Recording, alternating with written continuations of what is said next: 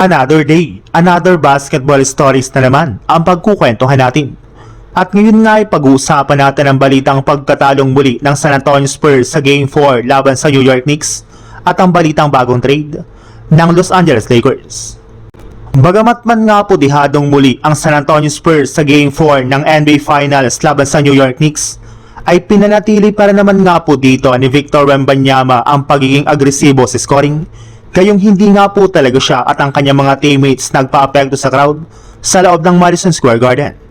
Kagaya nga po ng nakalipas nilang laban, naging sobrang focus nga po sila sa kanilang laro at iniingatan nga po talaga nila ang kanilang bawat possession. Kaya ito na nga po ang mismong rason bakit nagawa ulit nilang matambakan ang Knicks ng mahigit sa 29 points sa first half ng laban. Pero pagdating nga po sa second half, diyan na nga po nagsimula ang disaster para sa Spurs matapos silang makambakan at matalo pa ng Knicks sa score na 107-106. Bigla na lang naman nga pong nanlamya ang shooting at depensa ng Spurs sa second half na siyang sinamantala ng Knicks para makahabol dito. Bukod rin nga po dyan, napakarami rin naman nga pong nagawang pagkakamali ang kanilang mga players pagdating ng clutch time. Katulad na lang ng 2 missed free throws ni Victor Wembanyama at higit sa lahat ang maling ginawa ni De'Aaron Fox sa last seconds ng fourth quarter. Bali nagawa na nga po sana ni Fox na mistil ang bola sa last 12 second ng game habang lamang sila ng 1 puntos. Pero imbis nga po na ubusin ito ang oras ay mas pinili pa nga po niyang gumawa ng layup na nasupalpal rin naman ni OG Anunoby. Kaya dyan na nga po nagkandaletse-letse ang Spurs na sinabayan pa ng ginawang game-winning tip-in ni OG Anunoby.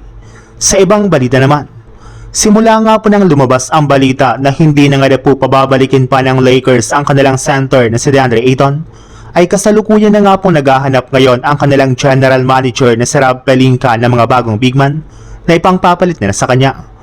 Willing nga naman nga po silang kumuha ng bagong center sa pamamagitan ng trade o di sa free agency market.